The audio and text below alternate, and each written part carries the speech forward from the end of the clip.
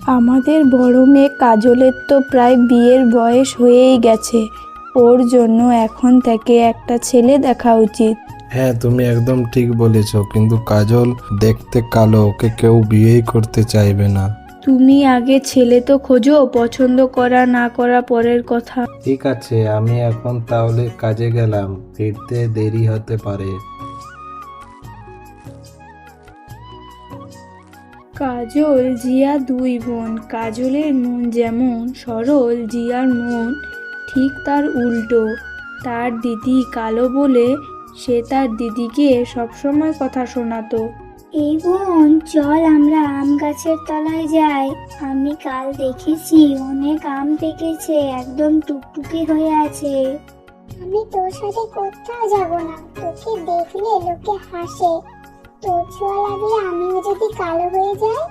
এমন কথা বলছিস কেন বোন? ছোঁয়া লাগলে কি কালো হয়ে যায় নাকি? তোর নামটা যেমন কাজল, তুইও দেখতে কাজলের মতো, একদম মিলে গেছে। জিয়া, বড় দিদির সাথে কিভাবে কথা বলতে হয় এখনো শিখিসনি? এমনও তো হতে পারতো কাজলের জায়গায় তোর গায়ের রং কালো হতো, তাহলে তখন তোর কেমন লাগতো শুনি? মা, ওকে কিচ্ছু বলো না।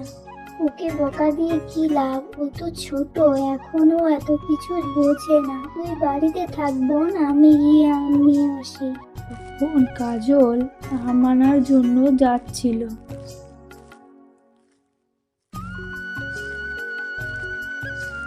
কিরে কাজল, আম নিতে এসেছিস? হ্যাঁ কাকিমা। এখন কি আম দিয়েও ফেস প্যাক বানাবি নাকি? আম দিয়ে ফেস প্যাক কেন বানাতে যাব কাকিমা? আম তো খাবার জন্য নিয়ে যাব।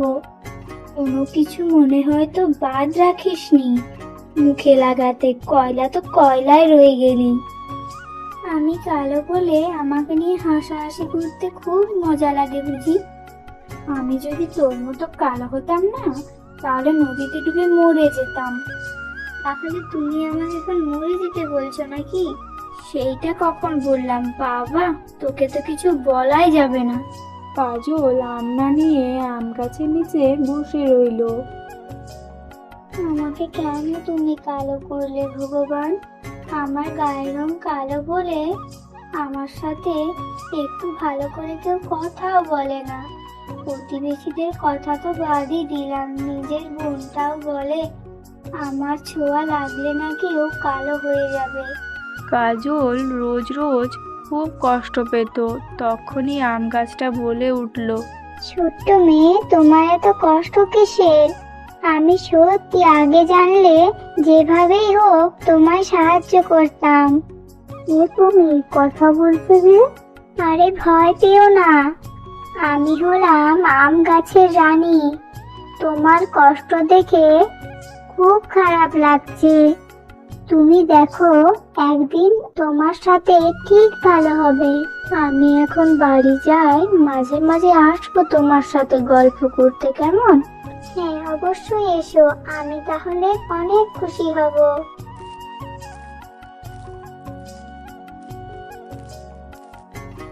কাল আমাদের কাজলকে দেখার জন্য পাত্রপক্ষ দেখতে আসবে। কাজলকে একটু ভালো করে সাজিয়ে গুছিয়ে রাখবে, কেমন? ঠিক আছে, কিন্তু আমার খুব চিন্তা হচ্ছে ওনারা যদি কাজলকে পছন্দ না করে। পরের দিন সকালে পাত্রপক্ষ কাজলকে দেখতে আসে। আপনারা আপনাদের মেয়েকে নিয়ে আসুন, দেখি আপনাদের মেয়ে কেমন রূপবতী। তারা কাজলকে দেখার পর বলল, এ কি, কড়াইয়ের কালির থেকেও তো বেশি কালো। আমার এত সুন্দর ছেলেটা এমন কালো মেয়ের সাথে বিয়ে করবে? ছি ছি। হ্যাঁ, আমরা মানছি যে আমার মেয়ে একটু কালো, কিন্তু অন্য দিক দিয়ে ওর অনেক গুণ আছে। একটু কালো মানে? এ তো পুরো কয়লা। না না, আমরা এই বিয়ে দেব না। চল তো খোকা এখান থেকে, বেকার বেকার আমাদের সময় নষ্ট হলো। তারা অপমান করে সেখান থেকে চলে যায়।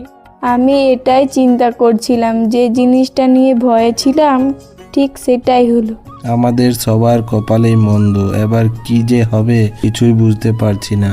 দিদির বিয়েই হবে না, কেউ বিয়েই করবে না। এত কালো মেয়ে কে বিয়ে করবে? জিয়া, এইসব কি কথা বলছিস? মুখ সামলে কথা বলবি।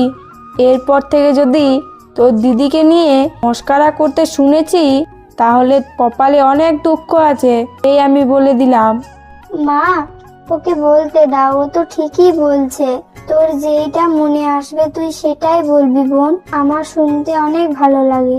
তখন কাজল আবার আম গাছের নিচে মন খারাপ করে বসে রইলো। কি হয়েছে তোমার? আজকেও আবার মন খারাপ? নিশ্চয়ই তোমাকে নিয়ে লোকজন হাসাহাসি করেছে। তখন কাজল সেই আম গাছকে সব কথা খুলে বলল। আহারে, তোমার সাথে তো খুব অন্যায় হয়েছে, আমি আর দেখতে পারছি না। এই নাও, এই ফলটা তুমি নিয়ে যাও। এই ফলটা কোনো সাধারণ ফল নয়। রোজ রাতে এই ফলটা এক কামড় করে খাবে, তারপর দেখবো তোমার এই কালো গায়ের রং কোথায় যায়। আচ্ছা, আমি এখন বাড়ি যাই তাহলে। গাছের রানী তো বললো এই ফল খেলে আমি ফর্সা হয়ে যাব। ভগবান তো জন্মের মতো কালো বানিয়ে দিয়েছে, এই ফল খেলে কি আর ফর্সা হব? তাও খেয়ে দেখি। সেই দিন রাতে কাজল সেই ফল খেয়ে ঘুমিয়ে পড়লো। তারপরের দিন সকালে, কি রে কাজল, তুই কি মুখে কিছু মেখেছিস নাকি? তোকে তো খুব সুন্দর দেখতে লাগছে, একদম রাজকুমারীর মতো। দিদি নিশ্চয়ই মুখে কিছু লাগিয়েছে, না হলে এক রাতের মধ্যে এত ফর্সা হলো কি করে? আমাকে তো জানতেই হবে। আবার কাজল আম গাছের কাছে যায়। তোমাকে অনেক অনেক ধন্যবাদ আম গাছের রানী, আজ আমি অনেক খুশি। তোমাকে খুশি দেখে আমিও অনেক খুশি। আমার কাল সারা রাত ঘুম হয়নি। এখন তুমি বাড়ি ফিরে যাও, আমি একটু ঘুমাই। ঠিক আছে। এই দাঁড়াও দাঁড়াও, তুমি সেই মেয়ে না যাকে কাল আমরা দেখতে গিয়েছিলাম? হ্যাঁ কাকিমা, আমি সেই মেয়ে। তাহলে তুমি এক রাতের মধ্যে এত ফর্সা আর সুন্দর হলে কি করে? তোমাকে দেখতে তো একদম কয়লার মতো দেখাচ্ছিল।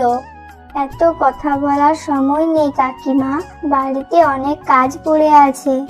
তুমি যদি কিছু মনে না করো তাহলে একটা কথা বলবো।